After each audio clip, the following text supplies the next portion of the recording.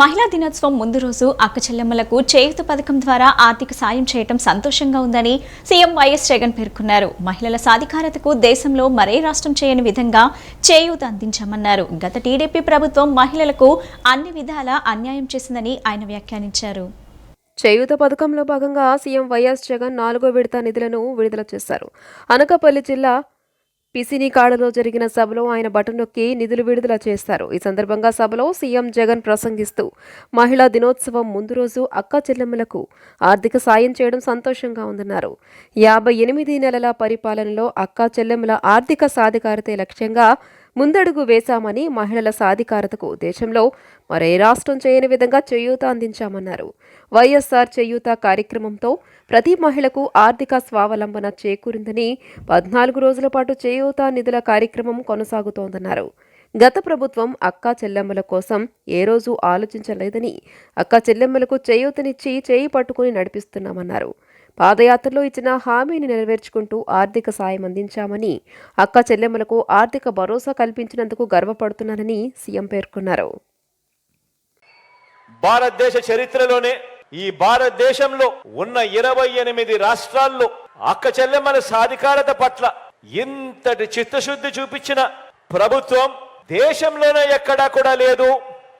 ఒక్క మీ బిడ్డ ప్రభుత్వం అని చెప్పడానికి గర్వంగా చెప్తా ఉన్నాను. ఈ సందర్భంగా మహిళా పక్షపాత ప్రభుత్వంగా ఆ పదానికి అర్థం చెబుతూ ఈ 58 నెలల పాలన తరువాత వైఎస్ఆర్ చేయూత కార్యక్రమం 4వ విడత నిధుల్ని 45 నుంచి 60 సంవత్సరాల మధ్య ఉన్న నా ఎస్సీ, నా ఎస్టీ, నా బీసీ, నా మైనారిటీ అక్క చెల్లెమ్మలకు అందించే ఈ కార్యక్రమానికి మరో 14 రోజుల పాటు ఒక పండుగ వాతావరణంలో ప్రజాప్రతినిధులందరూ కూడా పాలు పంచుకుంటూ అక్క చెల్లెమ్మలకు మంచి చేసే కార్యక్రమం రాష్ట్ర వ్యాప్తంగా జరుగుతుంది.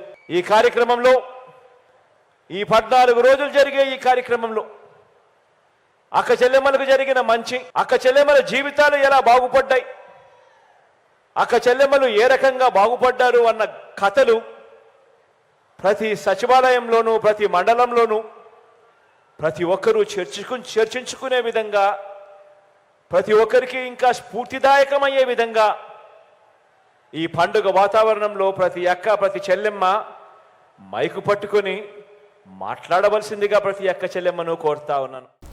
టీడీపీ జనసేన కూటమి ఉమ్మడి మేనిఫెస్టో ఈ నెల 17న విడుదల చేయాలని ఇరు పార్టీలు నిర్ణయించాయి. చిలకలూరుపేటలో భారీ బహిరంగ సభను ఏర్పాటు చేసి అందులో ఉమ్మడి మేనిఫెస్టో విడుదల చేయాలని నిర్ణయించారు. చిలకలూరుపేట సభలో అందరూ భాగస్వామ్యం కావాలని పార్టీ శ్రేణులకు పిలుపునిచ్చారు. టీడీపీ జనసేన కూటమి ఉమ్మడి మేనిఫెస్టో ఈ నెల 17న విడుదల చేయాలని నిర్ణయించారు. ఇరు పార్టీల అధినేతల సూచనలతో సమావేశమైన టీడీపీ రాష్ట్ర అధ్యక్షుడు అచ్చెన్నాయుడు, జనసేన పీఏసీ చైర్మన్ నాదెండ్ల మనోహర్ ఈ ఉదయం సమావేశమై ఈ నిర్ణయం తీసుకున్నారు. చిలకలూరిపేటలో భారీ బహిరంగ సభను ఏర్పాటు చేసి అందులో ఉమ్మడి మేనిఫెస్టో విడుదల చేయాలని నిర్ణయించారు. టీడీపీ జనసేన ఉమ్మడిగా ఏర్పాటు చేసిన మీడియా సమావేశంలో మాట్లాడిన అచ్చెన్నాయుడు, 5 ఏళ్లు రాష్ట్ర ప్రజలు అనేక ఇబ్బందులు పడ్డారని అభిప్రాయపడ్డారు. రాష్ట్ర భవిష్యత్తు కోసమే టీడీపీ జనసేన పొత్తు పెట్టుకున్నాయని వెల్లడించారు. అభ్యర్థుల ప్రకటన తర్వాత 2 పార్టీల మధ్య తగాదాలు పెట్టాలని వైసీపీ ప్రయత్నించిందని, అవి వర్కౌట్ కాలేదన్నారు. ఈ నెల 17న చిలకలూరిపేటలో భారీ సభ నిర్వహణకు 2 పార్టీలు నిర్ణయించినట్టు తెలియజేశారు. ఉమ్మడి మేనిఫెస్టోతో పాటు భవిష్యత్తు ప్రణాళికను అదే రోజు వివరిస్తామన్నారు. చరిత్ర సృష్టించేలా 10 లక్షల మందితో చిలకలూరిపేటలో సభ నిర్వహిస్తామన్నారు అచ్చెన్నాయుడు. అనంతరం మాట్లాడిన నాదెండ్ల మనోహర్, చిలకలూరిపేట సభలో అందరూ భాగస్వామ్యం కావాలని శ్రేణులకు పిలుపునిచ్చారు. వివిధ స్థాయిల్లో కమిటీలు ఏర్పాటు చేసి సభను విజయవంతం చేస్తామన్నారు. సూపర్ 6 నినాదంతో అభివృద్ధి లక్ష్యంతో ముందుకెళ్తున్నామని తెలియజేశారు. పవన్ కళ్యాణ్ భద్రతా సిబ్బంది, జనసేన టీంలను పోలీసులు భయభ్రాంతులకు గురి చేస్తున్నారని ఆరోపించారు. ఒక కీలకమైనటువంటి బహిరంగ సభను నిర్వహించాలని చెప్పి నిర్ణయం తీసుకున్నాం. ఆ బహిరంగ సభ ఈ నెల 17వ తారీఖున చిలకలూరిపేటలో నిర్వహించి అతి భారీ సభని చెయ్యాలని చెప్పి 2 పార్టీలు కూడా నిర్ణయించాయి. ఆంధ్రప్రదేశ్ చరిత్రలో రేపు 17వ తారీఖు జరుగుతున్నటువంటి ఉమ్మడి సభ రాజకీయ చరిత్రలో మరొక చారిత్రాత్మకమైనటువంటి ఘట్టానికి ఒక వేదిక అవుతుందని చెప్పి ఈ సందర్భంగా తెలియజేస్తున్నాను. ఆ సభలో సూపర్ 6కి సంబంధించి కీలకమైనటువంటి ప్రకటన చేయబోతున్నాం. తెలుగుదేశం పార్టీ, జనసేన ఉమ్మడి మేనిఫెస్టోతో పాటు భవిష్యత్ ప్రణాళికలు కూడా ఆ సభలో ప్రకటించబోతున్నాం. ఆ సభకి టార్గెట్ 10 లక్షల మంది తెలుగు తమ్ముళ్ళు, జన సైనికులు హాజరవుతారు అని చెప్పి నిర్ణయం తీసుకున్నాం. ఈ సిలకలూరిపేట సభ చరిత్ర సృష్టించడం ఖాయమవుతుంది. జన ప్రబంధనానికి సభ ఒక వేదిక అవుతుందని చెప్పి ఈ సందర్భంగా తెలియజేస్తూ, అనేక సందర్భాల్లో మనం ఏ విధంగా కలిసికట్టుగా కార్యక్రమాల్ని విజయవంతంగా నిర్వహించామో అదే విధంగా మన పార్టీ అధ్యక్షులు కోరినట్టుగా తప్పకుండా తెలుగుదేశం పార్టీ శ్రేణులతోటి క్షేత్రస్థాయిలో కలిసి ఈ కార్యక్రమాన్ని విజయవంతం చేసేటట్టు ప్రతి ఒక్కరు కూడా కృషి చేయాలని ఈ సందర్భంగా కోరుకుంటూ, నిన్న రాత్రి జరిగిన సంఘటన రాజకీయాల్లో బహుశా ఒక సుదీర్ఘ ప్రయాణం చేసిన ప్రతి ఒక్కరికి అర్థమవుతుంది. వింత ఆలోచనలతోటి, ఫ్రస్ట్రేషన్ తోటి ఒక నియంత పరిపాలిస్తున్నప్పుడు పరిపాలన యంత్రాంగం కూడా ఆ వ్యవస్థకి చెడుపేరు తీసుకొచ్చే విధంగా, ప్రజాస్వామ్యంలో ఉన్న ప్రతి ఒక్కరికి ఇబ్బంది పెట్టే విధంగా 24 గంటలు వాళ్ళు ప్రయత్నం చేస్తూనే వచ్చారు. రాష్ట్ర ప్రజలకి బహుశా తెలియకపోవచ్చు, ఈ రోజు నేను పంచుకుంటున్నాను. తాడేపల్లిగూడెంలో జరిగిన సభని కూడా ఏదో ఒక విధంగా ఆటంకాలు సృష్టించాలని, విధ్వంసం సృష్టించడానికి పై స్థాయిలోనే కుట్రలు పన్ని జగన్మోహన్ రెడ్డి గారి నాయకత్వంలోనే ఆ రోజున కూడా తాడేపల్లిగూడెం సభని ఫెయిల్యూర్ అవ్వాలని విశ్వ ప్రయత్నం చేశారు. రానున్న ఎన్నికల్లో ప్రతి ఒక్కరూ నిర్భయంగా ఓటు హక్కు వినియోగించుకోవాలని task force ADCP Shri Haribabu అన్నారు. అసాంఘిక శక్తులను అదుపులో పెట్టేందుకు కేంద్ర బలగాలతో సంయుక్తంగా కవాతులు నిర్వహించడం జరుగుతుందన్నారు. ప్రశాంతత వాతావరణంలో ప్రతి ఒక్కరూ ఓటు హక్కు వినియోగించుకునేలా చర్యలు తీసుకుంటామని చెప్పారు. రానున్న సార్వత్రిక ఎన్నికలు దృష్టిలో ఉంచుకొని విజయవాడ అజిత్ సింగ్ నగర్ ప్రాంతాల్లోని పలు సమస్యాత్మక ప్రాంతాల్లో టాస్క్ ఫోర్స్ ఏడీసీపీ శ్రీహరిబాబు ఆధ్వర్యంలో కేంద్ర బలగాలతో కవాతు నిర్వహించారు.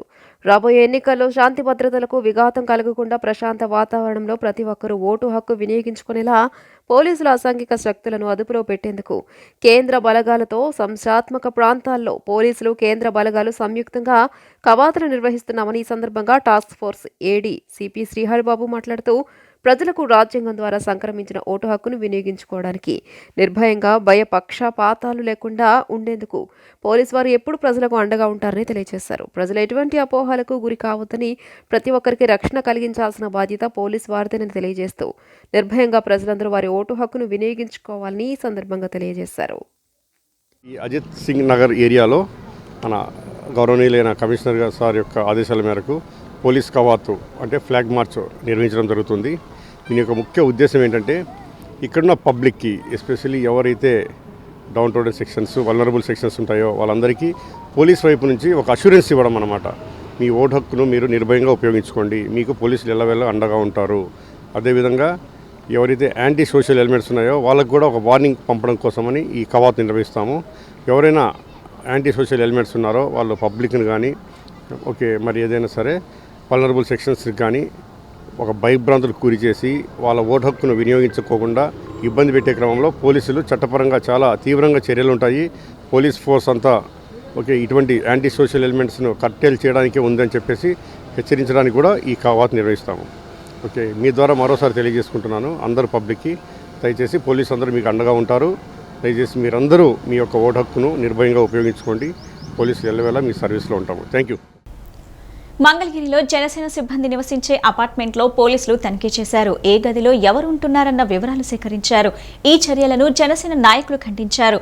సోదాలు చేయటం కక్ష సాధింపు చర్య అని ఆగ్రహం వ్యక్తం చేశారు. గుంటూరు జిల్లా మంగళగిరిలో జనసేన పార్టీ కార్యాలయ సిబ్బంది నివాసం ఉంటున్న ప్లాట్లలో అర్ధరాత్రి వేళ పోలీసులు తనిఖీలు చేయడం కలకలం సృష్టించింది. ఎలాంటి అనుమతులు లేకుండా మంగళగిరి పట్టణ పోలీసులు బుధవారం అర్ధరాత్రి ప్లాట్లకు వచ్చి ఎంతమంది సిబ్బంది ఉంటున్నారనే వివరాలు రాసుకున్నారు. పోలీసులు సోదా చేయడం కక్ష సాధింపు చర్యనని జనసేన పీఎస్సీ చైర్మన్ నాదెండ్ల మనోహర్ ఆరోపించారు. పోలీసులను ఉపయోగించి జనసేనను వేధించాలనే దురాలోచనతోనే వైకాపా ప్రభుత్వం వ్యవహరిస్తోందని మండిపడ్డారు. ఏ సమాచారం ఆధారంగా చేసుకుని తనిఖీలు చేశారో చెప్పాలని డిమాండ్ చేశారు. అప్రజాస్వామిక చర్యలపై తెలుగుదేశం భాజపాలతో చర్చించి ఆందోళనకు పిలుపునిస్తామన్నారు. పోలీసుల తీరును నిరసిస్తూ జనసేన శ్రేణులు దాడులు జరిగిన ప్లాట్ల వద్ద నిరసన తెలియజేశారు. పోలీసుల వైఖరి అప్రజాస్వామ్య చర్య అని నేతలు ఆగ్రహం వ్యక్తం చేశారు. ఇక్కడికి వచ్చేదో నాటకాలు దొబ్బుతా ఉన్నారు. ఇది కావాలని మమ్మల్ని అంటే రాష్ట్రంలో అంటే వీళ్ళు ఆల్రెడీ వీళ్ళకి వైసీపీ ప్రభుత్వానికి ఓటమి అర్థమైపోయి ఏదో దొంగదారుల్లో దొంగల్లాగా వీళ్ళు ప్రభుత్వం వైసీపీ నాయకులు పోలీసులను అడ్డు పెట్టుకొని ఈ రోజున ఒక చిన్న అబ్బాయిని బెదిరించి మెడపట్టుకొని దుష్భర్షలాడి తీసుకెళ్తాం నిజంగా చాలా దారుణం. దేనికంటే మేము దీన్ని జనసేన పార్టీ తీవ్రంగా నిలుస్తూ ఉంది. అసలు ఎక్కడ మీకు అసలు ఏమన్నా కనపడతా ఉందా ఇక్కడ? అసలు ఎంత దారుణంగా మీరు చేస్తూ ఉన్నారు. ఇది మేము కంపల్సరీ దీన్ని చాలా పెద్ద ఎత్తున నిరసన తెలియజేస్తూ ఉన్నాం. దేనికంటే ఇది ఇంతటితో ఊరుకోము మేము. చాలా అంటే ఇంత అర్ధరాత్రి ఇంత ఫ్యామిలీలు ఉండే ఏరియాలో ఒక జనసేన పార్టీ ఉందని చెప్పి మీరు ఇంత భయపడుతూ పోలీసు వారిని అడ్డుపెట్టుకొని మా వాళ్ళని దుష్భాషలాడి ఆడవాళ్ళని చూడుకోకుండా ఏదో స్టోర్పురం దొంగలు వాళ్ళ వైఫ్లు చేసే విధంగా అంటే మీరా దొంగలు దూకి వస్తుంది, గోడలు దూకి గేటులు దూకి వచ్చి ఇంత దౌర్జన్యమా? ఇది మేమైతే జనసేన పార్టీ తరఫున తీవ్రంగా ఖండిస్తూ ఉన్నాం. అసలు మా కార్యాలయ సిబ్బంది ఉన్న దగ్గరికి మీరు దౌర్జన్యంగా ప్రవేశించడానికి అసలు మీకు ఏం హక్కు ఉంది? మీరు గేటు తీయకపోతే వాచ్మెన్ని మెడ మీద చెయ్యేసి తిడటానికి నీకేం హక్కు ఉంది? ఇక్కడ వాచ్మెన్ భార్య అయినటువంటి దుర్గాభవాని గారి మీద నువ్వు గేట్ ఎందుకు తీయో పోలీసులని చెప్తున్నాం కదా. గేటు తీయకున్నందుకు ఆమె బాధ్యతలు ఆమె నిర్వర్తిస్తుంది. నువ్వు స్టోర్పురం దొంగల్ని వాళ్ళ భార్యలు కాపాడినట్టు నువ్వేంటి గేటు తీయమని అడుగుతారా? ఇదంతా కూడా వైసీపీ కుట్రలో భాగమే. తాడేపల్లి గూడెంలో మరి పెద్ద ఎత్తున సభ విజయవంతం కావడం, నిన్న జై హో బీసీ సభ విజయవంతం కావడం, వైసీపీ ఎన్ని కుట్రలో కుతంత్రాలు పన్నినా పవన్ కళ్యాణ్ గారిని ఏదో విధంగా తగ్గించాలని చూసినా, సభలకి జనం రాకుండా అడ్డుకోవాలని చూసినా, ఇవన్నిటిని కూడా విఫలమవ్వబట్టే ఏదో రకంగా మా పార్టీ కార్యాలయ సిబ్బందిని భయభ్రాంతులకు గురి చేయాలి అనేటువంటి రాష్ట్ర ఎన్టీఆర్ జిల్లా వినియోగదారుల వివాదాల పరిష్కార కమిషన్ను national consumer disputes redressal commission సభ్యులు సుభాష్ చంద్ర, జె రాజేంద్రలు తనిఖీ చేశారు. జిల్లా వినియోగదారుల కమిషన్ పనితీరుపై వారు సంతృప్తి వ్యక్తం చేశారు. యువతను వినియోగదారులను చైతన్యపరుస్తున్న వినియోగదారుల అవగాహన foundation chairman doctor Tarun Kakani వారు అభినందించారు. National consumer disputes redressal commission సభ్యులు సుభాష్ చంద్ర, జె రాజేంద్రలు నిన్న ఎన్టీఆర్ జిల్లా వినియోగదారుల కమిషన్లో జరిగిన పలు కార్యక్రమాల్లో పాల్గొన్నారు. ఈ సందర్భంగా రాష్ట్ర ఎన్టీఆర్ జిల్లా వినియోగదారుల వివాదాల పరిష్కార కమిషన్ను తనిఖీ చేశారు. జిల్లా వినియోగదారుల కమిషన్ పనితీరుపై వారు సంతృప్తి వ్యక్తం చేశారు. జిల్లా కమిషన్ గతేడాది కాలంలో 400 కేసుల్లో తీర్పు ఇవ్వగా ప్రస్తుతం 600 కేసులు పెండింగ్లో ఉన్నట్లు గుర్తించారు. కార్యక్రమంలో ఎన్టీఆర్ జిల్లా వినియోగదారుల వివాదాల పరిష్కార కమిషన్ అధ్యక్షుడు ఎన్ చిరంజీవి, సభ్యులు ఏ రమణ, మహిళా సభ్యురాలు శశికళ, వినియోగదారుల న్యాయవాదులు, ఇతర ఎన్జీఓ సభ్యులు పాల్గొన్నారు. అనంతరం యువతను వినియోగదారులను చైతన్యపరుస్తున్న వినియోగదారుల అవగాహన ఫౌండేషన్ చైర్మన్, ఎన్టీఆర్ జిల్లా వినియోగదారుల పరిరక్షణ మండలి సభ్యుడు డాక్టర్ తరుణ్ కాకాని చేపడుతున్న కార్యక్రమాలను జాతీయ వినియోగదారుల కమిషన్ సభ్యులు అభినందించారు. విఐఎఫ్ వినియోగదారుల క్లబ్ల ద్వారా విద్యాసంస్థల్లో వినియోగదారుల హక్కులపై అవగాహన కల్పిస్తోందని డాక్టర్ తరుణ్ వారితో పేర్కొన్నారు. ప్రోత్సహించడం జరిగింది. నాకు ఇప్పుడు ఈ సందర్భాన్ని బట్టి నేను కన్జ్యూమర్స్కి తెలియజేసేది ఏంటంటే, మీకు జరిగే అన్యాయంలో సర్వీసులో కానీ ఏ విధమైనటువంటి వస్తువులు కొన్న వాటిలో నష్టాలు ఏమి జరిగినట్లయితే దాన్ని మీరు కొన్నప్పుడు డబ్బుల కోసం కకృతిపడి ఎటువంటి రిసిప్ట్ తీసుకోకుండా వెళ్ళిపోయినట్లయితే మీరే నష్టపోతారు. మీరు కొన్న ప్రతి వస్తువుకి బిల్లుని కంపల్సరీ తీసుకోవాలి. తీసుకుని దాన్ని ఆ వస్తువు యొక్క పరిమితిలో వారంటీ ఏమైనా ఉన్నట్లయితే ఆ పరిమితి అయ్యే వరకు కూడా, ఆ వారంటీ గడువు తీరే వరకు కూడా దాన్ని భద్రంగా పెట్టుకున్నట్లయితే మీకు ఏదన్నా ఆ వస్తువు సరిగ్గా పనిచేయకపోతే వచ్చిన ఇబ్బందుల్ని మీరు రెక్టిఫై చేసుకోవడానికి రిసిప్ట్, ఈ బిల్లు మీకు ఉపయోగపడతాయి. దాని ద్వారానే మీకు న్యాయం జరుగుతుందని చెప్పేసి ఈ సందర్భంగా తెలియజేస్తున్నాను. అవగాహన చాలా ముఖ్యం ప్రతి వ్యక్తికి అని చెప్పి మిస్టర్ తరుణ్కి కూడా వాళ్ళు ఒక అడ్వైజ్ చేసి కాలేజీల్లో వాటిల్లో వినియోగదారుల సదస్సులు ఏర్పాటు చేయడం రిక్వెస్ట్ చేశారు. అలాగే పల్లెటూరుల్లో కూడా వెళ్ళి వినియోగదారుల అవగాహన సదస్సులు ఏర్పాటు చేయమని చెప్పి మిస్టర్ తరుణ్కి ఒక సంస్థ ఉంది, వినియోగదారుల అవగాహన సదస్సు అని. కాబట్టి ఆ సంస్థని ఫౌండేషన్ ద్వారా వినియోగదారులకి ముందుకు తీసుకెళ్ళి వినియోగదారుల గురించి ప్రతి కృష్ణా జిల్లా, ఎన్టీఆర్ జిల్లా, కృష్ణా జిల్లాలో అవగాహన ఏర్పాటు చేయవలసిందిగా కూడా వాళ్ళు అడ్వైజ్ చేయడం జరిగింది. కొన్ని కేసెస్ మా వినియోగదారుల అవగాహన సంస్థ తరఫున కూడా మేము ఫైల్ చేసాం. ఈరోజు నేషనల్ కన్స్యూమర్ లా మెంబర్స్ వచ్చి ఒక చక్కటి సందేశాన్ని మా సంఘానికి కూడా తెలియజేయడం జరిగింది. అదేంటంటే విద్యార్థులు ఎవరైతే ఉన్నారో, కాలేజీల్లో యూనివర్సిటీలో చదువుతున్న విద్యార్థులు ఎవరైతే ఉన్నారో వారందరినీ కూడా ఈ వినియోగదారుల ఉద్యమంలో భాగస్వాములు చేయాలని చెప్పేసి వారు చెప్పటం, దాన్ని మేము కూడా స్వీకరించి తప్పకుండా విద్యార్థులందరినీ కూడా కలుపుకుంటూ అలాగే మీడియా ద్వారా కూడా ఈ వినియోగదారుల అవగాహన గురించి మరిన్ని కార్యక్రమాలు చేపడతామని చెప్పేసి తెలియజేయడం జరిగింది. రాష్ట్రం అభివృద్ధి కోసం బీజేపీతో పొత్తు కోరుకుంటున్నామని టీడీపీ సీనియర్ నేత కేశినేని శివనాథ్ అన్నారు. కనీసం జీతాలు కూడా ఇవ్వలేని పరిస్థితికి రాష్ట్రాన్ని తీసుకొచ్చారని జగన్ ప్రభుత్వాన్ని విమర్శించారు. నిన్న నందిగామలో ఆయన మాట్లాడుతూ కేంద్ర సహకారం ఉంటే రాష్ట్రం ఎంతో అభివృద్ధి చెందుతుందన్నారు. రాష్ట్ర సచివాలయాన్ని కూడా తాకట్టు పెట్టిన దుర్మార్గపు ప్రభుత్వం వైసీపీ అని వ్యాఖ్యానించారు. తెలంగాణ ముఖ్యమంత్రి రేవంత్ రెడ్డి కూడా అభివృద్ధి కోసం ప్రధానికి సహకరిస్తున్నారని ఆయన వెల్లడించారు. సీటు గ్యారంటీ అవ్వాలంటే మా నాయకులు అందరూ చెప్తున్నారు కదా, బయటకు వచ్చిన నాయకులందరూ చంద్రబాబు నాయుడు గారిని ఎంత గట్టిగా విమర్శిస్తే నాకు అంత సీటు వస్తుందని ఈ వ్యక్తులందరూ ఆలోచిస్తున్నారు.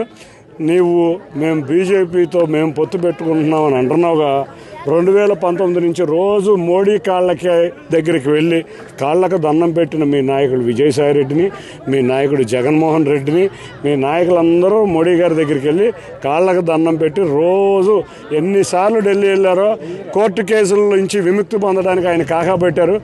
మేము ఇవాళ పొత్తు పెట్టుకుంటున్నామంటే 2019 నుంచి 2023 వరకు రాష్ట్రాన్ని విచ్ఛిన్నం చేశారు. జీతాలు కూడా ఇవ్వలేని పరిస్థితిలో చేశారు. కేంద్ర ప్రభుత్వం సహకారం లేకుండా ఇవాళ ఒక్క 5 పైసలు కూడా రాష్ట్రానికి పుట్టే పరిస్థితి లేదు. ఆఖరికి మేము సెక్రటేరియట్ కట్టిస్తే సెక్రటేరియట్ని తాకట్టు పెట్టారు. మేమేమో కట్టిస్తాం, వాళ్ళు తాకట్టు పెట్టడం. అసలు ఆఖరికి గ్రామ సచివాలయాలు తాకట్టు పెట్టారంట. తెలుగుదేశం పార్టీ అధినేత చంద్రబాబు నాయుడుపై ఎమ్మెల్సీ వరదు కళ్యాణి విమర్శలు గుప్పించారు. అబద్ధానికి ఆధార్ కార్డ్ చంద్రబాబు అని, బీసీ ప్రధానమంత్రిని దూషించిన బీసీ వ్యతిరేకి చంద్రబాబు అని ఆరోపించారు. బీసీలకు వెన్నుముక జగనన్న అయితే వెన్నుపోటు చంద్రబాబు అని విమర్శించారు.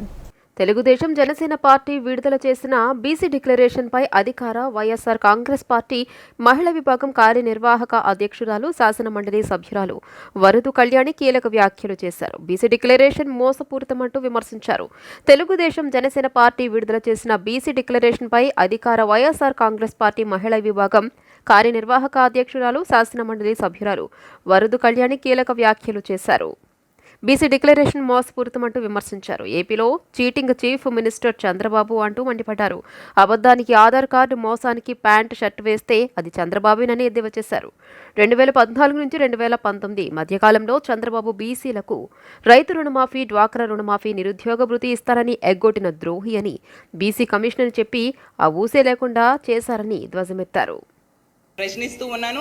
ఇవి ఏమీ చేయకుండా ఏ మొహం పెట్టుకొని మీరు బీసీ ఓట్లు అడుగుతున్నారు, మళ్ళీ బీసీ డిక్లరేషన్ అనేసి ప్రజల ముందుకు వస్తున్నారు. మీకు అసలు బీసీలకు ఓట్లు అడిగే అర్హత ఉందా అని నేను అడుగుతూ ఉన్నాను. అలాగే తీసుకుంటే జగన్ అన్నంట మోసం చేస్తాడు అంటున్నారు కదా, అంటే 124 సార్లు బటన్ నొక్కి బీసీల అకౌంట్స్లో డబ్బులు వేసి వాళ్ళ జీవన ప్రమాణాలు పెంచడం మోసమా? అలాగే బీసీ కమిషన్ ఈ రాష్ట్రంలో జగనన్న ఏర్పాటు చేయడం మోసమా అని నేను అడుగుతూ ఉన్నాను.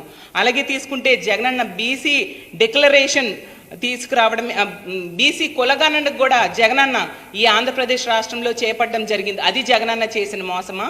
అలాగే బీసీ విద్యార్థుల కోసం ఫీజు రీఎంబర్స్మెంట్ చేపట్టడమే కాకుండా ఇచ్చిన గృహాల్లో మెజారిటీ లబ్ధిదారులు బీసీలే ఉన్నారు. అలాగే తీసుకుంటే ఇచ్చిన ఇళ్ల పట్టాల్లో మెజారిటీ లబ్ధిదారులు మా బీసీలే ఉండడం జరిగింది. అలాగే తీసుకుంటే మా బీసీని స్పీకర్గా అవకాశం ఇచ్చారు. అలాగే క్యాబినెట్లో 11 మంది మంత్రులకు అవకాశం ఇచ్చారు.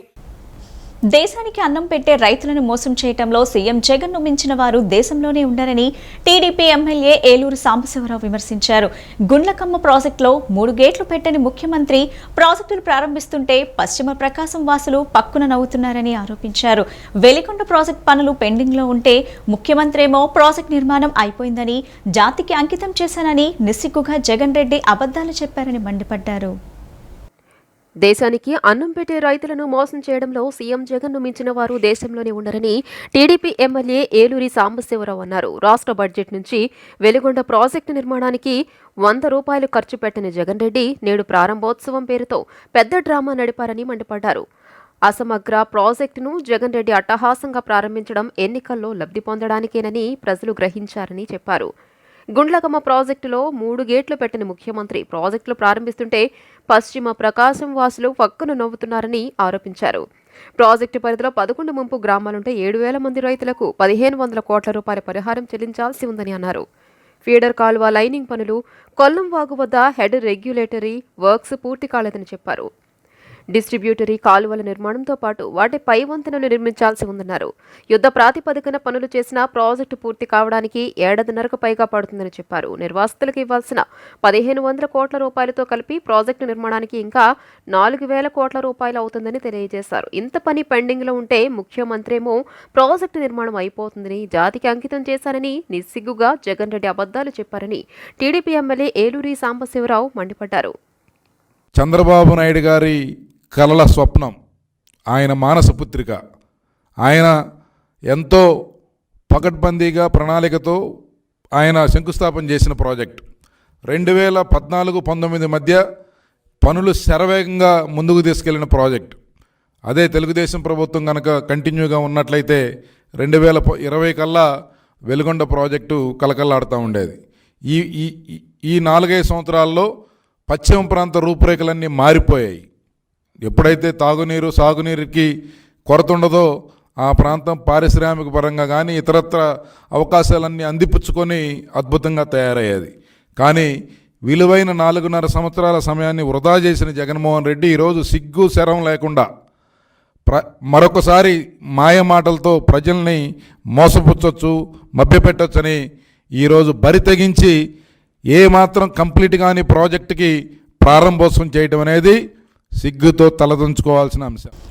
మహిళలు అవకాశాన్ని అందిపుచ్చుకోవాలని director of prosecution Sudarshan Reddy సూచించారు. మహిళలు అన్ని రంగాల్లో ముందంజలో ఉన్నారని, రాజకీయాల్లో మహిళలు చైతన్యవంతులై ముందుకు వస్తున్నారని అన్నారు. ఆంధ్రప్రదేశ్ రాష్ట్రంలో సంక్షేమ పథకాల్లో కూడా మహిళలే అందిపుచ్చుకుంటున్నారని పేర్కొన్నారు. మహిళలు అవకాశాన్ని అందిపుచ్చుకోవాలని director of prosecution Sudarshan Reddy అన్నారు. మంగళగిరి తాడేపల్లి కార్పొరేషన్ పరిధిలోని తాడేపల్లి బైపాస్ రోడ్లో కీర్తి ఎస్టేట్ ఆవరణలో మహిళా దినోత్సవం సందర్భంగా హార్ట్ టు హార్ట్ స్వచ్ఛంద సంస్థ ఆధ్వర్యంలో సుమారు 2000 మంది మహిళలకు క్రీడా పోటీలు నిర్వహించి బహుమతులు ప్రదానం చేశారు. ముఖ్య అతిథులుగా పాల్గొన్న director of prosecution Sudarshan Reddy మాట్లాడుతూ మహిళలు అన్ని రంగాల్లో ముందుకు వెళ్లాలని ఆకాంక్షించారు. పురుషులతో పాటు మహిళలు పోటీ పడాలని అన్నారు. మహిళా దినోత్సవాన్ని పురస్కరించుకుని తిలక్ మహిళలతో సమావేశం ఏర్పాటు చేయడం అభినందనీయమని అన్నారు.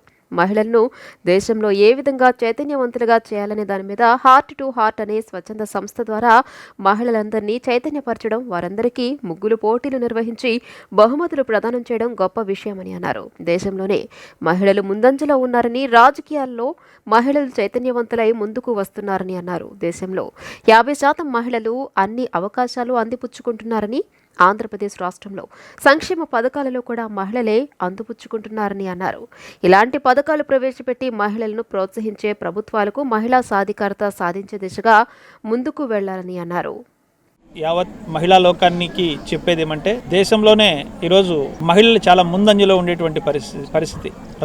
రాజకీయాల్లోనైతేనేమి, రాజకీయాల్లో కూడా మహిళలు ఈరోజు చైతన్యవంతులై ముందుకు వస్తున్నటువంటి పరిస్థితి ఈరోజు మనం చూస్తూ ఉన్నాం. ఈరోజు భారతదేశ జనాభాలో కాకుండా మహిళల యొక్క ప్రాతినిధ్యం ఎంత ఉంది అంటే, వాళ్ళు 50% మహిళలు ఉంటే వాళ్ళు ఈరోజు 50%కు పైగా ఈరోజు అందిపుచ్చుకునే అవకాశాలను పుచ్చుకొని ఈరోజు అందరూ కూడా ఉద్యోగస్తుల్లో అయితేనేమి, తర్వాత అన్నిట్లోనూ కూడా ఈరోజు ముందుండేటువంటి పరిస్థితి ఉంది. ఈరోజు మన రాష్ట్రం ఆంధ్రప్రదేశ్ రాష్ట్రానికి తీసుకున్నట్లయితే ఈరోజు అన్ని సంక్షేమ పథకాలను కూడా మహిళలే ముందుండి అందుకుంటున్నారు. ఇలాంటి పరిస్థితి కల్పించి మహిళలను ప్రోత్సహించేటువంటి ప్రభుత్వాలకు ఇంకా మహిళా సాధికారిత సాధించే దిశగా ముందుకెళ్లాలని చెప్పేసి కూడా కోరుకుంటూ, ఈ మహిళా దినోత్సవం సందర్భంగా మహిళలందరికీ కూడా శుభాకాంక్షలు తెలియజేస్తూ సెలవు తీసుకుంటాం. ప్రజాపిత బ్రహ్మకుమారి ఈశ్వరీయ విశ్వవిద్యాలయం సీతారాంపురం శాఖలో మహాశివరాత్రి సందర్భంగా నిన్న 12 జ్యోతిర్లింగాలు, సహస్రలింగాల దివ్య దర్శన భాగ్యాన్ని కల్పించారు. గురువారం నుంచి ఈ నెల 10వ తేదీ వరకు